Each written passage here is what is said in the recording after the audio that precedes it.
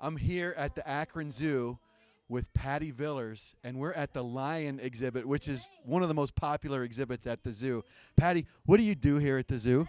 I'm the education manager, so I have a staff that is out on the zoo grounds talking to our visitors about some of the animals, and lions being one of them. All right, so we want to learn a little bit about lions today. So we're hoping that you've got everything we need to know about lions because we're talking about a lion today. So here we go. First of all, what's behind us right here? Just tell us a little bit about what's right behind us. Well, behind us we have our two African lions.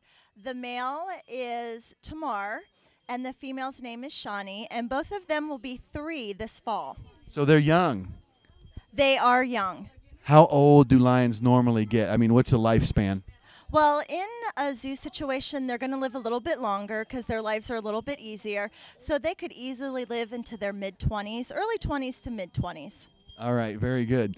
I was noticing today that they have a special snack, like a treat today. Tell me a little bit about what they're chewing on right now. Certainly. One of the things that we do here at the zoo for all of our animals is provide them with enrichment. Keep them active, keep them busy. So today, on this wonderfully hot and humid day, they have bones that have been frozen. So now they have like bone popsicles.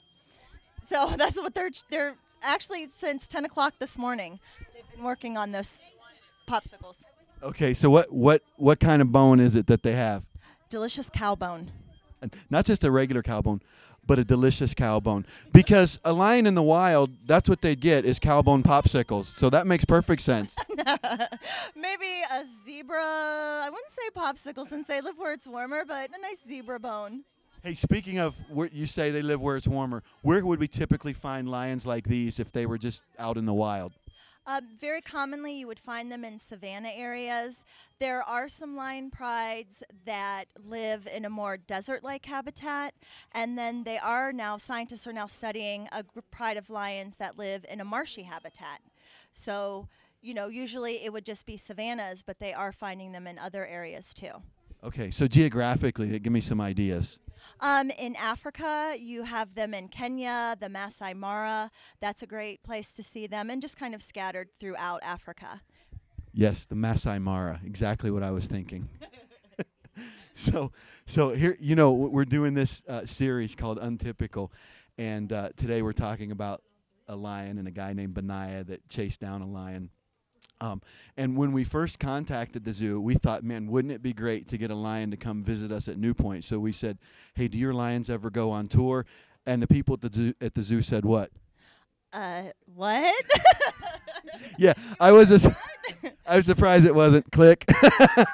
So we decided to come next best thing and get some shots of the lion at the zoo. But talking about this guy Benaiah and what that must have looked like for him, here he is in the wilderness in one of those areas you described, not sure exactly where, and he encounters a lion face to face. If I was just say out on safari and I come face to face with a lion and I'm weaponless, what would be the smartest thing for me to do?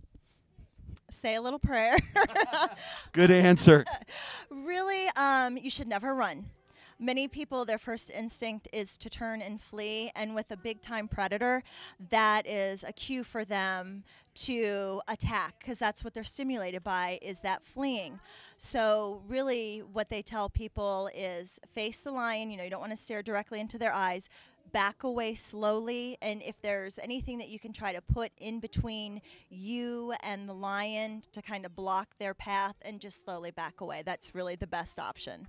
Wow, so you actually do want to face the lion. You don't want to turn your back, and you want to face the lion. So this guy Benaiah in the Bible decided to chase down the lion. Is that a good move? I wouldn't recommend it. I don't think that would be a good move, no. Yeah, you probably never heard of that before, huh? No. All right, so if I jumped in here in where these lions are right now, what would you expect would happen to me? It was nice knowing you. No, really, they could even be more shocked than I would be watching you do that. So their instinct may be to try to go inside, or, that is their territory, that is their space. We have a male who's reaching maturity, and you're now in the space with his female, so he may get aggressive. So that's why we have safety precautions set up so that doesn't happen. Right, of course. Do people ever, like zookeepers, or does anybody ever go in there? No, the way that we work with these animals is it's always protected contact. There's always a fence, a doorway, a wall that separates the keeper from the animal. Now, a really cool thing that we do is we have trained the lions to open their mouth. So on command, they'll open their mouth. The keeper can look at their teeth, make sure their teeth are healthy.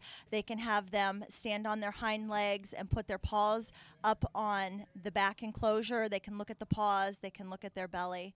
So if they think maybe there's a pad issue, maybe a sore spot, they can have the animal stand up and they can look at it. Wow, that's very cool. Hey, one last question, Patty. If I told you that I had actually seen a lion face to face and I chased it down into a pit on a snowy day and I killed the lion with my bare hands, what would you say to me? I'd say, really, that's a very interesting What story. you'd say is, you're lying. You're lying.